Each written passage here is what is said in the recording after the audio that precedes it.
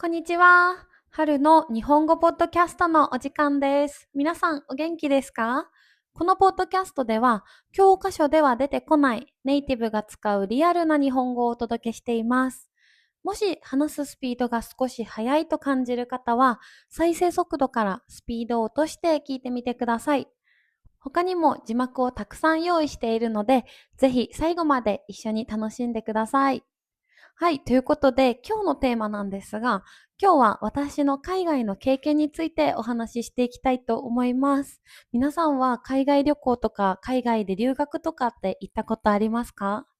私はもともとバイリンガールのちかさんという方に憧れて、海外にずっと夢を抱いてきました。で、その中でも私は大学生の時に初めて海外に行って、そこから全部で5カ国回りました。今日はそんな海外経験について皆さんとお話ししていければと思います。早速なんですが、私の初めての海外は中国の寧夏というところです。皆さん寧夏って聞いたことがありますか？中国の寧夏なんですけど、中国の中でも内陸、海とかに面していないような陸地の部分になります。で、北京とか上海とかとは結構離れている、中国の中ではあまり海外から観光客が来るような場所ではないっていう風に聞きました。で、私が中国の寧夏に初めて行った理由なんですが、私が島根県の大学に通っていたんですけど、そこで中国の寧夏で1週間のホームステイのプランがあって、それをきっかけに私は寧夏に行くことができました。この寧夏なんですけど、まず何と言っても私にとって初めての海外だったこと。で、ずっと海外が夢で、ずっと海外行きたい、海外行きたいと思っていて、やっと夢が叶った瞬間だったので、もう本当に感動したっていうことだけ覚えてます。ただ、その中でもいろんな経験をしました。例えばまず一つ目が、その1週間のホームステイですね。現地の方のお家に泊めていただいて、1週間実際にリアルな生活を体験することができました。やっぱり海外のスーパーとかってすごいカルチャーショックとか受けるよみたいな風には聞いていたんですが、実際に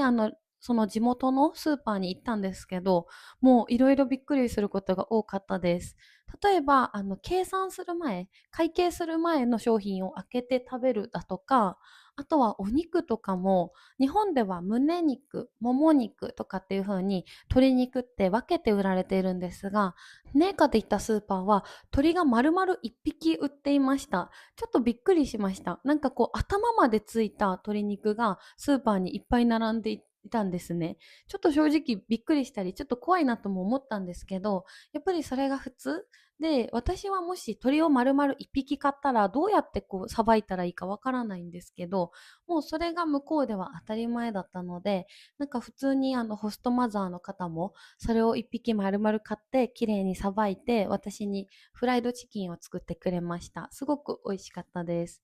他にも日本はだいたい豚、牛、鶏肉、この3つを食べるんですけど、向こうの寧夏ではそれ以外にも羊とかもよく食べるっていうことでした。ご飯に実際に連れて行ってもらったんですけど、火鍋っていうものを食べました。ちょっと辛く味付けした羊のお肉が入っているんですけど、骨付きの羊肉で、それを手で取って食べるんですね。で、最初はすごい辛いし、びっくりしたし、あとは初めての羊のお肉だったので、ちょっとドキドキしながら食べたんですけど、めちゃくちゃ美味しかったです。なので、ネイカ初めての海外でたくさん感動もしたんですけど、それ以外にもザ海外というか、私がその時求めていたそのカルチャーショックを受けるみたいなところも達成できて、本当に夢が叶った瞬間っていうのでも一番思い出深かったですし、日本ではできない体験ができてすごく楽しかった思い出があります。次なんですけど、次に行った国がアメリカです。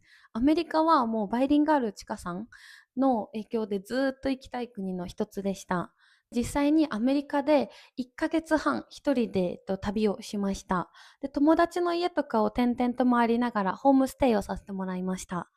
で、その中でも私が行ったのはニューヨーク、ジョージア州、カリフォルニア州、あとはイリノイ州、シカゴに行きました。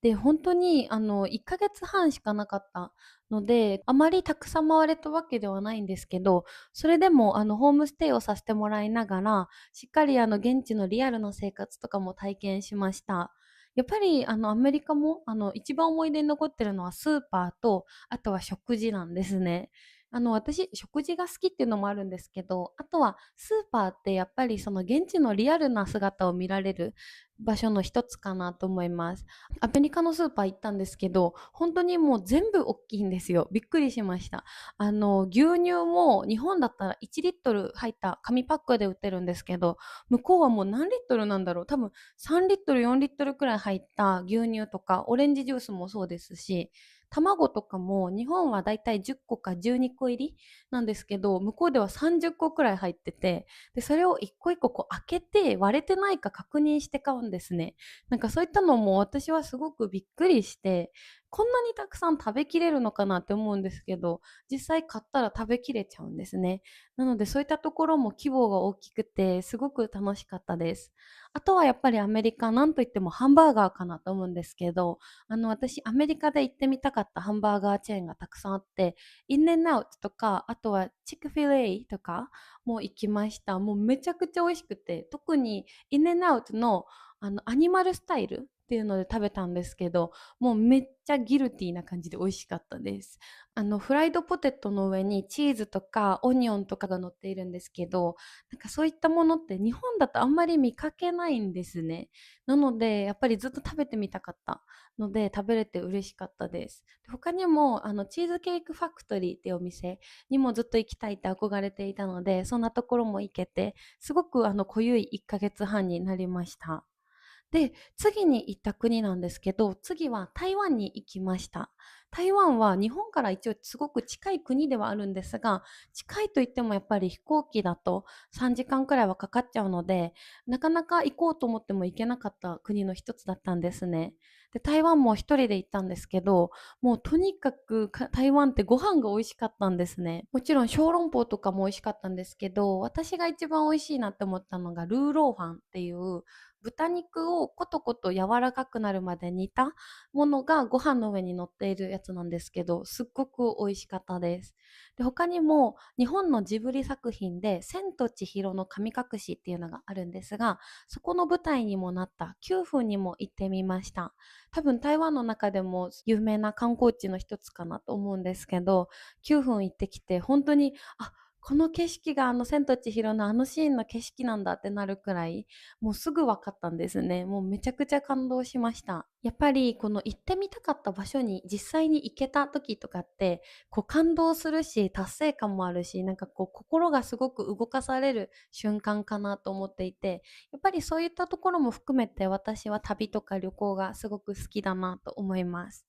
次に行った国なんですけど、次がベトナムに行きました。ベトナムのホーチミンという場所に行ったんですけど、これ見ている方の中にもベトナムの方いらっしゃいますかね。ベトナムのホーチミンってとこに行ったんですけど、もうホーチミンめちゃくちゃ楽しかったです。毎日市場とかに行って、いろんな食べ物食べたりとか、いろんな文化に触れたりもしたんですけど、他にもメコン川っていう川のクルーズみたいなやつに参加したんですね。で、実際にこう自分で漕ぐ船に乗ってみたり、こんな三角の帽子かぶったり、ちょっと写真出すんですけど、こんな感じですね。こうやっていろんな文化体験もすることができました。で、しかも私、海外で年を越すニューイヤーですね。12月31日から1月1日ですね。こうやって新年を迎えることを年を越すって言うんですけど、私、海外で年越しをすることが夢だったんですよ。で、私、ベトナムで、年を越しました。12月31から1月1日をベトナムのルーフトップバーみたいなところでニューイヤーイベントがあったので、そこで年を越しました。もう本当にずっとずっと夢だったので、今でもその景色を思い出しちゃうくらい、すごくいい経験で刺激的な瞬間だったと思います。他にもベトナムの思い出なんですけど、毎日マンゴースムージーを飲みました。マンゴーって日本だと超高級フルーツなんですけど、ベトナムに行くと本当に安い価格でマンゴースムージーが飲めたので、もう毎日毎日ずっと飲んでました。で、他にもワニがたくさんいる遊園地みたいなところに行って、で、ワニに餌をあげれるんですね。釣り竿の先にお肉がついていて、で、それを実際ワニにこうピョイって投げて食べさせるんですけど、もうめっちゃ怖かったです。でも、ワニあんなにたくさんいるのを近くで見たこともなかったし、餌もあげたことなんてなかったので、すごくいい経験になりました。はい。で、次が韓国ですね。私、韓国多分もう6回、7回多分もっとかな。結構行ってます。韓国って、私今住んでる福岡からだと、プサンだったらもう1時間くらい ?1 時間かかんないかな。ソウルだったらもう1時間半か2時間くらいで行けちゃうんですね。すごく近いし、韓国、私、彼が韓国人っていうこともあって、結構友達とも行ったり、彼とも行ったり、一人で行ったりとかしました。韓国すごく大好きなんですよ。で、私は韓国のソウルと、あとプサンに行ったことがあります。で、やっぱり日本人にとっては韓国ってすごく近いので、やっぱり身近な国の一つかなと思ってます。なので、韓国料理とか好きな人もたくさんいて、私も実際友達と韓国料理が食べたいから韓国に行ったんですよ。そんな感じで、すごくこう気軽に行けるっていうのはいいことかなと思います。で、他にも韓国ってやっぱり美容大国というか、こうスキンケアとか、あとは化粧品とか、たくさんいいものがあるので、そういうのもたくさん買いました。韓国は結構ショッピング目的とか、あとは美容目的とか、そういった理由で行く人も多いのかなと思います。私、韓国で絶対やりたいことがあって、それが、キョンボックンっていうところで、ハンボっていう韓国の伝統衣装を着て写真が撮りたいんですね。これずっとやりたいんですけど、私今年の目標ダイエットって言ってるじゃないですか。でやっぱりダイエットを成功させて、一番可愛い姿でそうやって韓国の衣装を着て写真が撮りたいなと思っているので、今年一生懸命ダイエットして、可愛い姿で撮りたいなと思ってます。こんな感じで私、本当に旅が大好きで、いろんな国に行ってみました。本当にいろんな国に行けば行くほど、たくさんの文化に触れることができますし、改めてこう海外を知ることで日本の良さに気づくこともできました。結構日本人って旅と旅行を分けて考える人も多いんですね。どう違うかっていうと、旅行っていうのは観光とかあとはリラックスが目的のもので、旅っていうのは経験とか、あとは成長とか人生のためのものみたいな風に捉えられています。私は旅行も旅もどっちも大好きなんですけど、一人旅って言って一人で行くのは旅。誰かと行くのは旅行みたいな風に使い分けてます。皆さんの国でもこんな感じで旅と旅行みたいに使い分ける単語とかってありますか？ぜひコメントで教えてください。はい、ということで今日は私の海外経験についてお話ししました。いかがでしたでしょうか？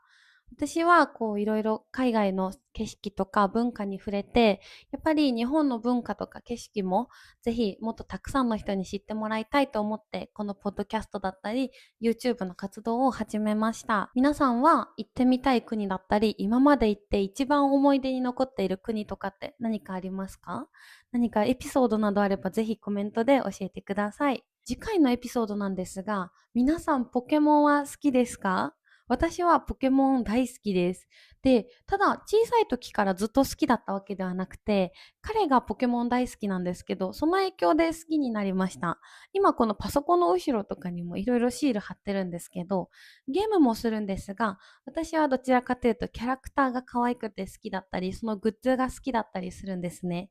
で、今度の次のエピソードでは、皆さんと推しポケモンについてお話ししたいなと思います。推しっていうのは自分が特に好きな対象のことを推しって呼ぶんですね。なので、次回は推しポケモンについてお話をしたいなと思います。はい、それでは今日も最後まで聞いてくれてありがとうございました。また次回のエピソードでお会いしましょう。またね。